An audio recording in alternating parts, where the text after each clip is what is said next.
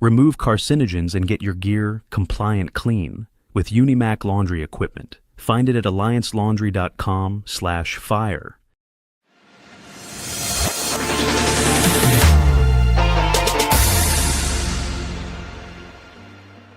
Welcome to the Fueling Fire podcast, the first and best nutrition podcast for first responders. We bring in the wellness experts who know the fire service, but can break down the science so that you don't have to. This podcast will help you eat better when you don't have time, money, or energy. I'm Megan Lautz, a civilian dietitian obsessed with helping firefighters boost energy and lose body fat while on shift work without the stress. Let's get into the podcast. Hello and welcome back to the Fueling Fire podcast. I'm Megan, the dietitian, here with another dietitian, Madi Cheever. I'm so excited today to have Madi here. We're going to talk about everything blood glucose, type 1 diabetes, prediabetes, and the relation to the fire service with an expert in diabetes. So welcome, Madi. We're so happy to have you. Awesome. Thank you so much. I'm so excited to be here. I think you are crushing it. So I am just so honored to be in this space together. Yeah, I'm so excited because like I said, I specialize in first responders, right? But there are certain conditions first responders struggle with that having a specialist can really make a difference. So let's just kind of jump right into it then. So can you give us a little bit of your background and experience as a dietitian and then someone living with diabetes? Yeah, absolutely. So what I will say is I've been working in health education and advocacy for over 7 years. I've focused in on diabetes since 2019 and then more specifically since 2021. So I keep on getting closer to diabetes and I love that. I call myself a professional diabetic. My credentials are that I'm a registered dietitian nutritionist and a certified health education specialist. I did receive my master's in public health. So kind of a little bit of a difference as compared to a lot of dietitians, but I loved that and it allowed me to have my CHES and expand where I wanted to. So professional diabetic. I am type 1 diabetic and I'll explain a little bit about the difference later, but that is pretty much where anyone can find me. So I'm the face and the CEO of Type 1, Type Fun, all words. It is diabetes education and advocacy. I do niche into type 1. However, I love helping anyone with blood sugar. So I'm excited to get to chat about that more today. Excellent. Yeah, no, I'm excited too, because so the typical challenge is a firefighter goes to their yearly physical ad hoc health and, they're a couple years into the job, maybe they've gained some weight over time. And, their diet hasn't been great, whatever. And the doc says, hey, you're pre-diabetic, cut your carbs, right? So let's kind of dig into that. So can you kind of explain, what blood glucose is, why it's important and why we don't want it to go too high? Yeah, so lots of things to unpack there. So first of all, I love carbs. I'll just say that up front. I love carbs. I advocate for carbs.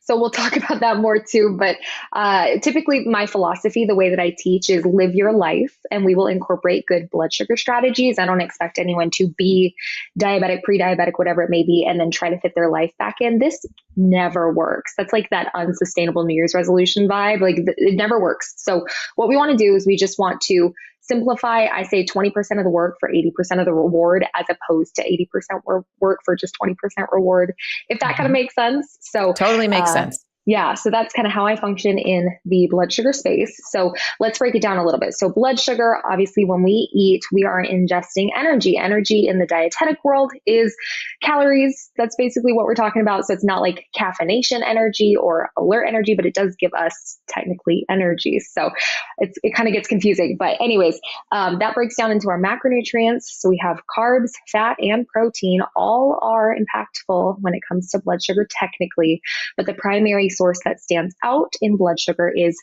carbs or carbohydrates. If I say carbs, I'm literally just being lazy about saying carbohydrates. So if I ever say something, an acronym that you're like, oh, double check me on there, then I will. But carbs can often convert into glucose. Now, carbs break down into other things too. So not all carbs are just straight sugar. We have complex carbs. We have more simple carbs that breaks down into a lot of food science. But in essence, the thing to know about blood sugar is that when you take in those carbs, whether it's coming from fruits and veggies, whether it's coming from beans, legumes, nuts and seeds, whole grains, you name it, anything else, right? Maybe a little milkshake action. I don't know, maybe a little sweet treat or something. I'm a sweet tooth girly, so always a sweet treat for me. But anything that you take into your body that can eventually convert to glucose, that glucose does go into the bloodstream, glucose in the blood. So that's a technical term, or blood sugar, same, but different.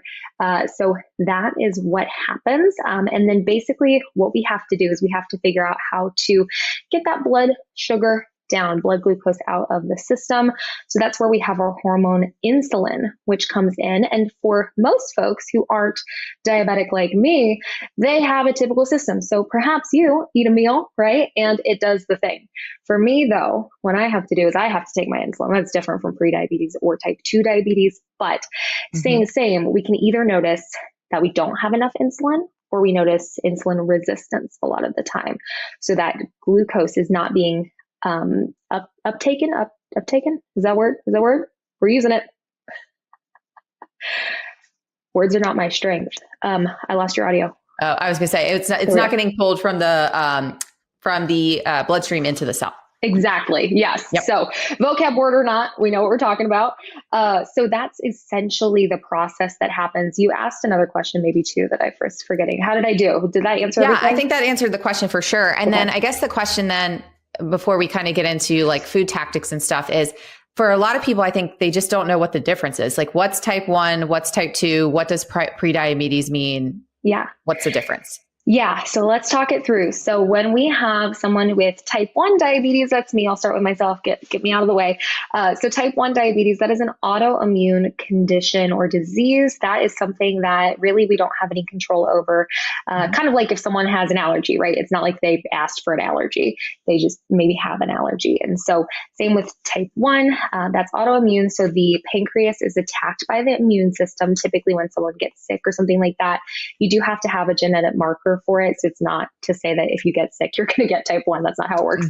But that happened for me because I have that genetic marker. So that's type 1. And then type 2, which is also the prediabetes world, is when our body is simply either not producing enough insulin, but it is still producing insulin, or perhaps we are resistant to that insulin. So for some reason, the cells are not uptaking the insulin, doing the whole glucose breakdown thing.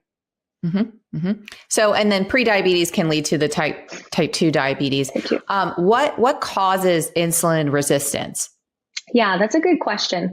There's a lot of things that can cause insulin resistance. And I think there's a lot of like systems or processes that go into that.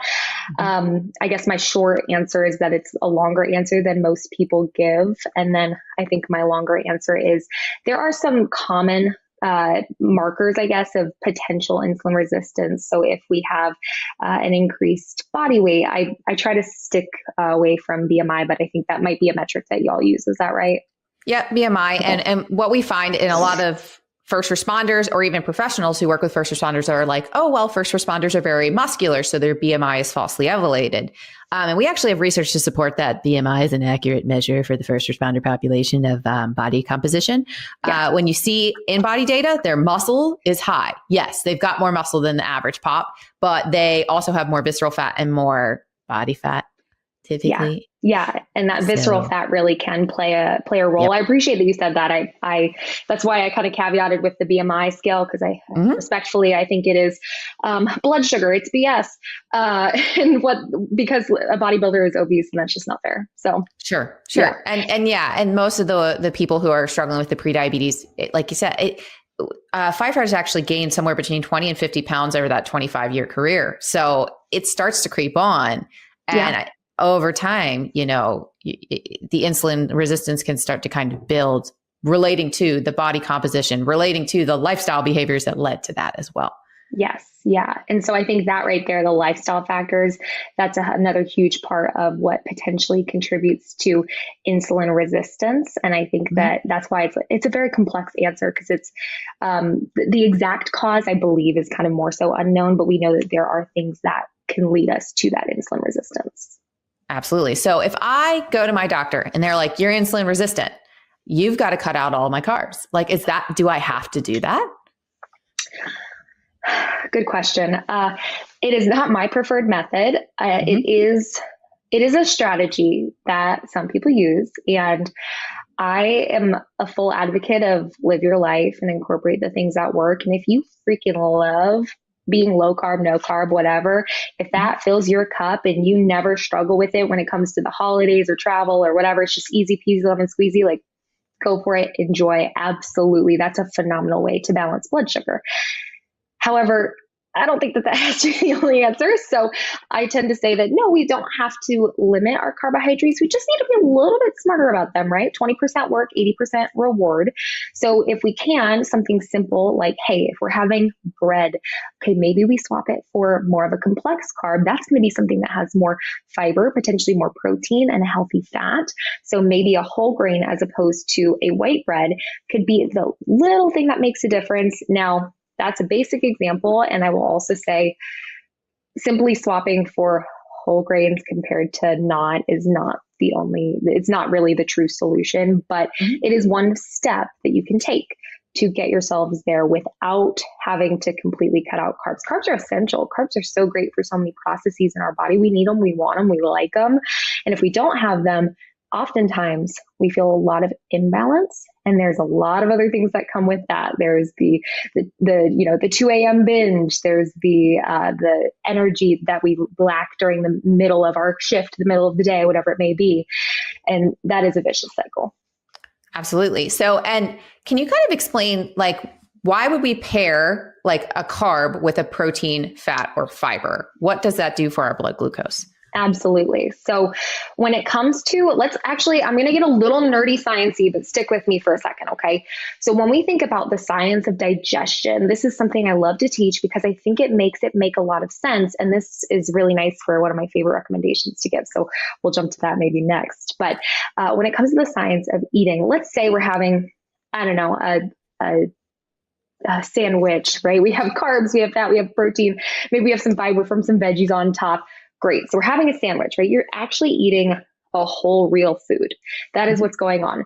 And then when it goes into our mouth, not too gross, maybe it's a little gross, I don't know, but we're doing the mechanical digestion. We're chewing, right? So we're kind of like blenderizing it in our mouth is the best way I can think to say it. So that's what we're doing. We're breaking it down physically, and then we swallow. And then that is eventually going to go into the stomach. But I missed a component. Okay, so here's the thing you have to know. You don't have to remember this, but we have salivary enzymes in our saliva that start the breakdown of carbohydrates pretty much immediately. So for me, if you needed to save my life because I was super low and passed out, you could put sugar or cake gel or something on my gums, and my body will start to digest those carbohydrates, potentially saving my life, which is, I think, a really cool thing that the body can do. But that's how we know, okay, carbs start here. Now, fat, protein, and fiber. Fiber is technically a carb, but it is a non-digestible type carb typically. That's a whole thing we could go into another time. But anyways, fat, protein, and fiber, they need some more work, right? So carbs, no offense, carbs they're kind of easy, it's like, oh yeah, okay, we'll just take on these carbs. They do cause that fast blood sugar spike. That's why, because they start immediately.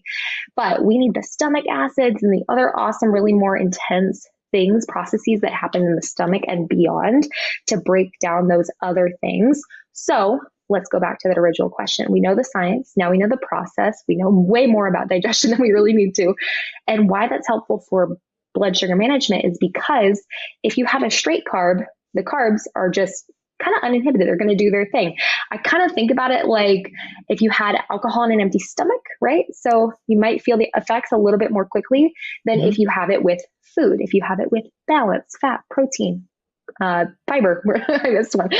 So all of a sudden you're going to create balance, and those carbs are going to be slowed down just a bit. So they're not going to be able to do their full thing immediately because they're kind of now like waiting in line, and they're like, oh, I got to get through all this too. And that's what happens in the body, in the stomach.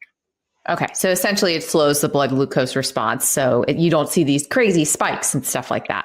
Right. Gotcha. Okay. So, and kind of going back a little bit too. So like when you go and you're diagnosed pre-diabetic, like what do those numbers and what are the markers that they're looking at? Yeah, that's such a good question. What I will say is I have noticed just a little bit of inconsistency with certain places. So I think that that's just something to throw out there.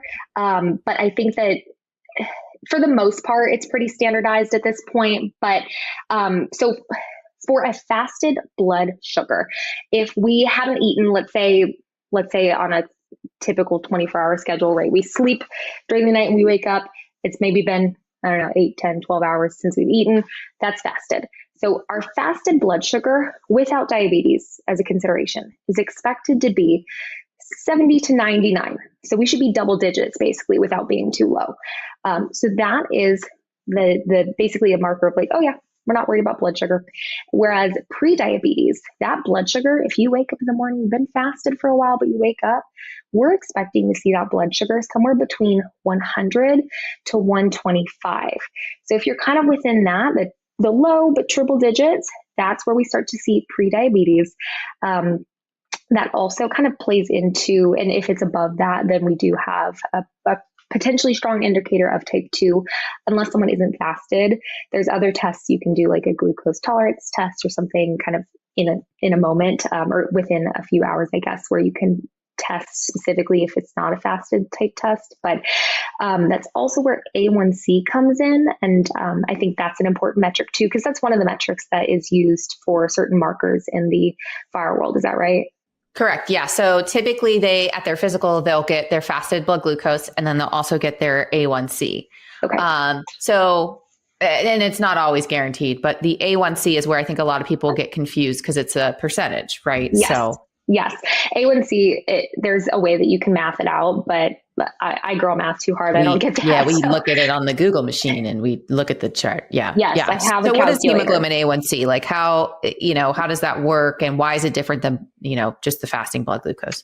Yes. So blood sugar, blood glucose, that is a moment in time. That is a snapshot. So for example, our blood sugar can shift all throughout the day. Sometimes I'm in double digits. Sometimes I'm higher than 200 in a day. So really one single moment may not be fully indicative of what is really going on with my body, with my blood sugar.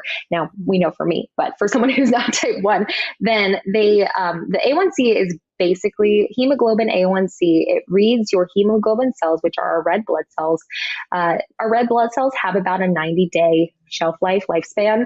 So the A1C is basically a 3-month average of all of that blood sugar. So that's why A1C is helpful, is because it kind of zooms us out a little bit and says, okay, this is maybe more so the big picture. So kind of going back to the metrics or the numbers, if someone is under 5.7%, then that's going to be no worries, we're all good.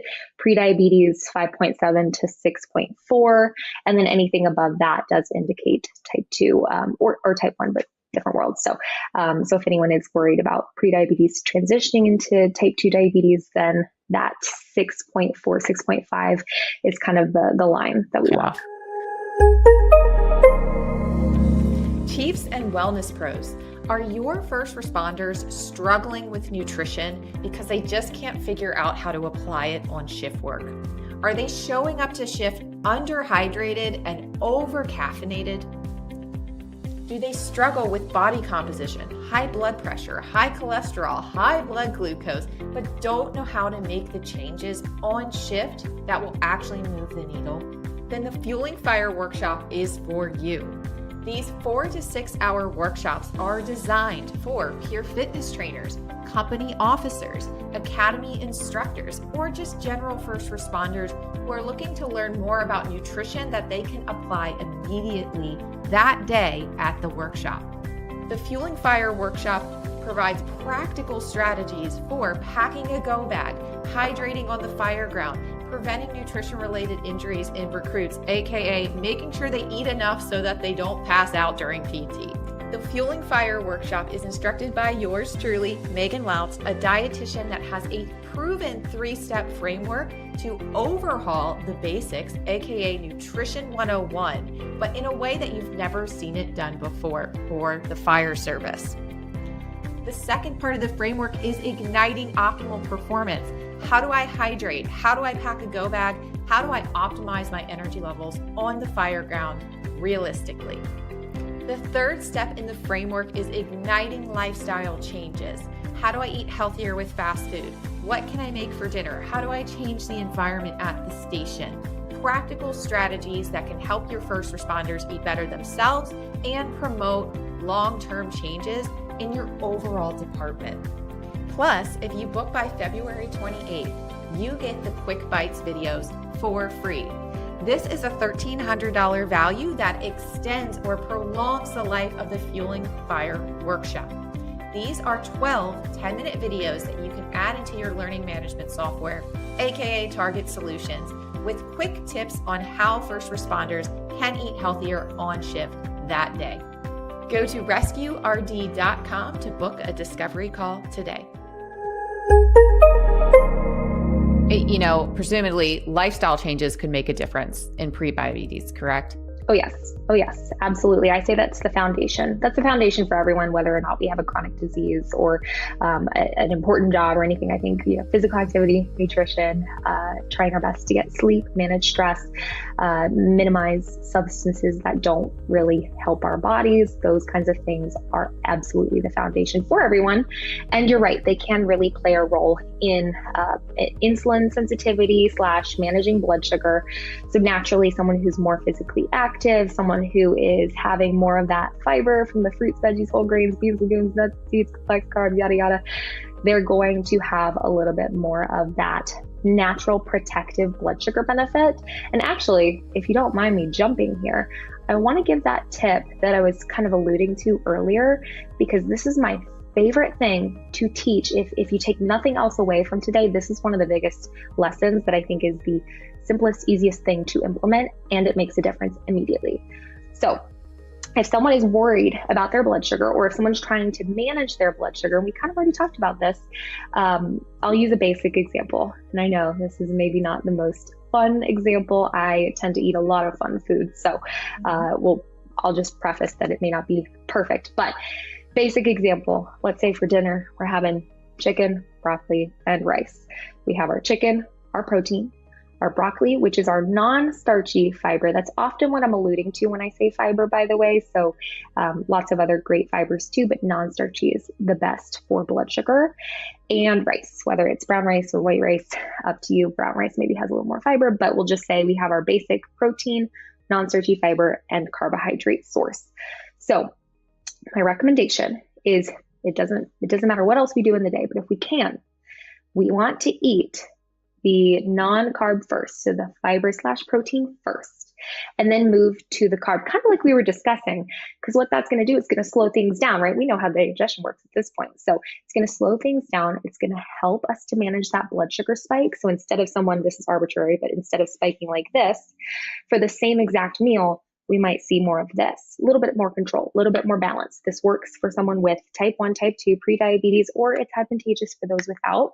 It's wonderful for digestion. It's not just blood sugar. There's a lot of benefits that you can get from this simple eating strategy. But I said I eat a lot of fun food, so I would like to clarify I'm not a monster. If you're having like lasagna, let's say, I do not expect you to pick apart the sorry pieces of pasta and go through the meat sauce and the cheese, whatever. No, live your best life, eat your lasagna, but maybe like add a side salad beforehand. That can give you that fiber, that can help slow digestion. Boom, you're already making a difference. Eat your sandwich, don't pick it apart. Add a little something before, see if you can add more balance. So basically, I tend to say add the benefit. Don't worry so much about subtracting as much of the bad, because I feel like everyone said, just like you said with the endo, no carbs, no carbs, don't do it. You can't do this. You shouldn't do that. Blah, blah, blah. We get told that all the time. Live your freaking life. Incorporate good blood sugar, 20% versus 80. That's how we do it. So that's my recommendation. I know that's kind of a long-winded answer, but. Well, it sounds like, so a very popular meal in the fire service is brats and tots. So it sounds like you're saying eat your brats before your tots. Correct. Yes, absolutely. Yes. I am. I love that that's like a main meal. I personally love that meal. So yes, it's a very popular meal. I mean, obviously, if you can get a side salad or maybe even like a veggie tray before, listen, I'm a realist. I know that's not always how it's going to go. Can we add some sauerkraut perhaps? Like that could be fun. There we go. Benefit too. So Yeah, I love some kraut on my brats. Absolutely. So then the other question I have is, coming off of we'll just cut everything out, the subtraction kind of thought, right? Which is easy for a doc to say to you, and they're like, hey, just cut out all your carbs. And then they leave the room and you're like, but, Yeah. how? Yeah. Okay. It's kind of too simplified. No cupcake at your kid's birthday, no beer at your captain's retirement, right? So with that, the fire service is very prone to fad diets. And we had keto, 8 to 10 years ago. Now we're kind of going into carnivore. Yeah. So can you kind of maybe talk about is that a good thing to do? Like what's the potential ramifications of doing a diet like that? Yeah, absolutely. Absolutely. So the way I'll preface is that I fully believe that food is not one size fits all. So am I a huge advocate for keto or carnivore or any other fad diet? No, but do I recognize that it might have its place and it can benefit some people? Absolutely. Like we talked about earlier, it can have that benefit on blood sugar, simply minimizing carbs.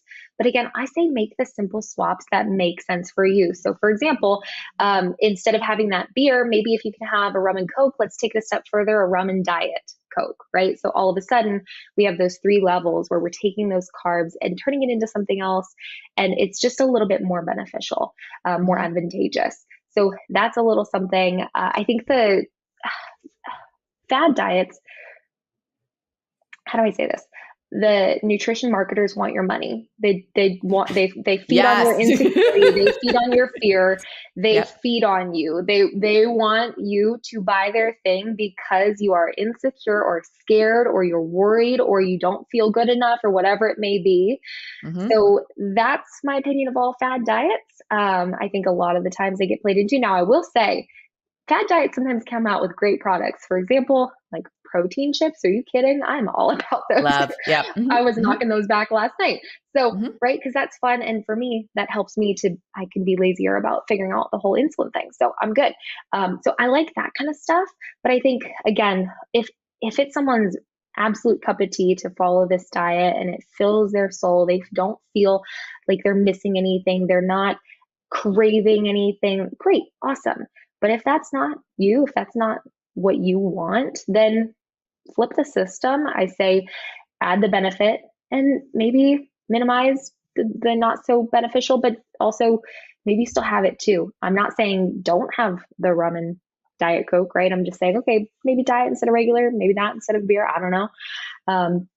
Again, maybe there's a hierarchy of drinks there that I don't know, but that's what I would say is when it comes to fad diets, meh, respectfully. And then when it comes to how you minimize carbs, if you do want to minimize carbs, then great. Like focus on the good carbs, the fun carbs, the carbs that are really advantageous. Now I know I said good and fun. I do think that there are some not so great carbs, but I don't necessarily call them bad. So I know that good versus not so good is not always the best comparison, but you could have a lot of really great carbs that have a lot of fiber, right? That are balanced in with protein and fat, as opposed to having straight carbs. Like if you were going to have a fruit smoothie as compared to a soda, your blood sugar might kind of spike the same. Mine will, at least. It's carbs. However, you're going to get so much more nutritional benefit from the fruit smoothie. You've got fiber, you've got vitamins and minerals. And this is something I often say, and like I talk a lot about weight loss too, is at the end of the day, like the reason why people do or don't like working with me is because I care about them for 20 years, right? So I want you to have weight loss, sure, but I also don't want you to like start having your hair fall out or like lose kidney function or, lose job function, pass out. Yeah. Really basic health stuff. That's why people either do or don't like working with me, is because I don't take that. There's no quick overnight. fix. Yeah, exactly. And if there is a quick fix, please question that. Like this, it's probably a sketch quick fix. So yeah. It's hard when you're like super uncomfortable. And like one of the big things is like their duty pants don't fit. Now you got to call logistics and say, give me a bigger pair of pants. And it's like, you want that off now. But it didn't, especially in the case of blood glucose, like that stuff doesn't happen overnight, it takes years. Yeah. So kind of transitioning into that, like, so say I do end up getting the type 2 diabetes diagnosis, and now I've really got to focus on my blood glucose management. You've mentioned the order of food. the types of carbs we're trying to shift towards the higher fiber, higher nutrient, so more vitamins, more minerals kind of stuff. What other things should I be considering? Absolutely. So, several things on top of that. This is all I talk about. I could talk about all day. But I think some highlights or things to consider is healthy fats. Healthy fats are not necessarily specifically going to drastically lower blood sugar compared to unhealthier fats. However, healthy fats are really essential because when we do have that elevated glucose or risk of diabetes, then we also have potential cholesterol issues. The metabolic pathway is slightly manipulated, and the whole science thing too. But basically, it doesn't work the same when we have blood sugar concerns. So we also have to be mindful of making sure that we are not contributing to cholesterol, which again goes back to fiber, which again goes back to healthy fats. And so that would be our plant-based fats, unsaturated fats. You'll never see that on a nutrition label for the most part. So you have to read between the lines.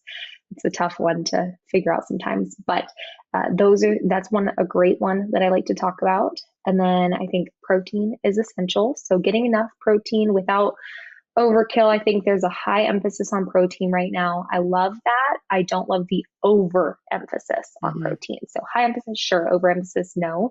But getting good protein sources, lean proteins are going to help. So again, simple swap. You don't have to change your meal, but if you can get a 90-10 ground beef as opposed to an 80-20, you're minimizing some of that saturated fat. So you're not changing anything that you're eating. It's just a slight manipulation, just like the Diet Coke, right? So all of a sudden, I'm not saying that either of these are specific health foods, but they're one step in the right direction. Sure. Yeah. And sometimes the challenge, with that is that I would thinking like a firefighter, which I am not, right, is a lot of times they buy into dinner and they pay X amount of dollars out of their own pockets to make dinner. And if the crew is buying 80-20 because it's the cheapest, then what is the alternative? And you can maybe add to this, but like the alternative to me would be if there is a salad available or if there is a fruit or a vegetable or something like that, emphasizing that leaner protein or the fruit or the veggie, and maybe a slightly smaller portion of the beef just to kind of cut back on the fat a little bit. Like, what are your thoughts on that? Like adjustments based off of what's in front of you? Yeah, absolutely. I would agree with everything you said. I would say go for the veg. Absolutely. The non-starchy veg is going to be really advantageous too. So that's our broccoli, our green beans, we have cauliflower, there's all the colors of the rainbow are important when it comes to fruits and veggies for vitamins and minerals and all that. But non-starchy veg, that's going to be essential. You're right. Maybe having a slightly smaller portion of whatever that protein source is that is a bit fattier. There are also, depending on how it's being cooked, there's maybe some ways to help minimize the fat from that. So you could even potentially like kind of scoop, what is it called? Drain. Yeah. So get some of that fat out of there. If someone is cooking for everyone, that could be a very simple step to benefit really everyone. Yeah, maybe absolutely. Cooking with olive oil instead of butter if we do need a little extra something to just take it one step further. Perfect. Well, so can you kind of talk about the benefit of working with a dietitian if you do have a diagnosis, whether it's prediabetes, cholesterol, like what does that look like? Why work with a dietitian? Yeah, I do have a strong stance on bias as a dietitian. Yeah, but I mean, so do I. Yeah. Right? Yeah. My thought on it is that really there's a ton of online resources where you can get a meal plan or you can get an exercise plan. And honestly, if you want a free place to start, I think that's a great place to start. However, if it's not really feeling like it works, like if you get a meal plan, you're like, ideally that sounds great, but I don't really eat this. We don't really like that. I don't know where to buy this. Then that's one of the biggest benefits of working with a dietitian is to say, hey, this needs to fit me. Live your life, incorporate the management, right? Not the other way around. I think the free online resources are like, hey, here's a meal plan, here's diabetes, here's whatever, try to fit that into your life. It doesn't work. So if someone is able to work with a dietitian, they're going to get the individualization. They're probably going to get a lot more benefit too. I know I've come up with some random, weird, specific, odd recommendations for my clients because, well, if they need it and we can figure it out, great. That's awesome. So I think that's one of the biggest reasons is individualization and personalization.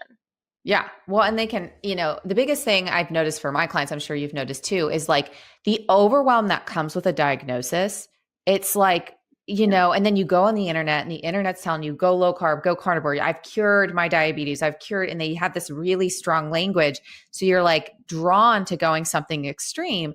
Whereas when you work with a professional, and to clarify, dietitians, we specialize in medical nutrition therapy. So we are actually able legally to talk to you about your blood glucose control, about your cholesterol. So it's important because not only are we qualified, but also like you have that support and you have someone to troubleshoot with you, and it's individualized and it's not like sensationalized, right? Right. We're not going to claim that we can cure your diabetes. We might be able to get you off of some medications, but it's not always a guarantee, unfortunately. Yeah. So absolutely. Yeah. Anyway, that was me going on tangent. But Love it. Cool. Okay. So, my last big question for you then is, so when your life is on fire, how do you eat? Love it. Love it. Yeah, the fire does happen quite a bit. The theoretical one. Yeah, so the hypothetical one at least.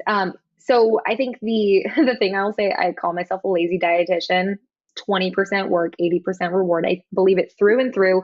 Why? Because I don't want to have to do more dishes or time in the kitchen than I have to. End of story. I like doing other stuff. I love being a dietitian. I love food. I think it's great. But unless I'm like, ooh, I want to like experiment with this new thing. Nope, I want to be fed. In fact, if someone will do it for me, great. So I think that if someone can do it for me, great. That's how I try to think about food in the fire. Okay, what do I need to do? Okay, you know what? I know that Monday through Friday is going to be packed, slammed, right? So what do I have to do? Maybe Sunday. I know it's the hour or two out of our day, but prep a few things just so I have some quick reheat options and I'm good to go. Or find some options that are easy peasy. Maybe it is a little bit of like if someone has a meal service, that's great. Or I'm a Costco gal, so I will go and get those Kevin's kits, the sous vide pre-made things. They take 5 minutes to cook up and they're freaking tasty. And I just add the in freezer or the fridge section? Fridge Section. Okay. Yeah, Anything from the freezer section you really like? Yeah, that's a good question too. I really like having like frozen chicken breasts, frozen salmon, stuff like that on hand. And I don't know if this is possible given shift length, but if there is someone who's able to assist there, or maybe it's done in the firehouse, I don't know. But my favorite recipe, throw a few chicken breasts in the crock pot, cover it with salsa, taco seasoning, throw the pot on, boom. It's shreddable. It's amazing. It's juicy. It's great. And then you have taco night one night, you have taco salad the next day, you have stuff for enchiladas the next day. It's a themed night, or make it plain and then you have a barbecue chicken, whatever, like barbecue chicken salad, or add it with marinara and then maybe you make like a protein pasta or something, and then boom, you have different recipes that you can make really easily. And then pretty much all you're doing is just the fixins, as my family would call it. So you just add the toppings or add the sides or whatever, and then you're good to go. Boil the pasta. That's it. Those are the things that I like to focus on that come from the freezer in Costco. Also, meatballs, not my best, not my ultimate nutrition hack, but meatballs are always satisfying for me. I'm a meatball gal, so I just love them. They're satisfying. They're easy. I air fry them real quick. And then I know at least I'm getting protein, I'm getting substance, and it's not just like, for me, my blood sugar is not going to be balanced if I just have a carb source, which is pretty easy usually. But if I can add that meatball too, then boom, it makes a difference. Sure. Absolutely. No, those are perfect. So where can people find you, and like what services can you offer first responders? Yeah, absolutely. So if anyone would love to find me, I would love to be connected. I'm pretty much type 1, type fun, all words on every platform. That's my website, type1typefun.com. My Instagram is my primary. I'm also doing a bit more YouTube this year. TikTok, technically, take it or leave it, because TikTok. Yeah. It's here, so, it's gone, and then it's back. It's like, what are we doing? Yes. Yeah. But if anyone wants to find me, my contact information, I'll make sure that you have that too, so you can share it with anyone. And feel free, if you find me on, especially Instagram, feel free to shoot me a DM. If you have a question, I probably have an answer. And if I don't, I have a reference or resource, or I will do research. Mm-hmm. Perfect. Yeah. And then do you work with people one-on-one, in groups? Like what do you? Yeah, absolutely. So I do work with individuals one-on-one. So that can be found on my website or on Instagram, which links to my website.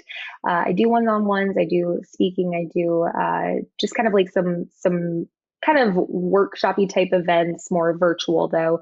And yeah, so if anyone has, especially, I'm especially specialized in the type 1 space. So if you or a loved one is impacted by type 1, that is absolutely my specialty. Or if anyone uses CGM systems, then I do a lot of data analytics for those too. And I'm happy to help any way possible.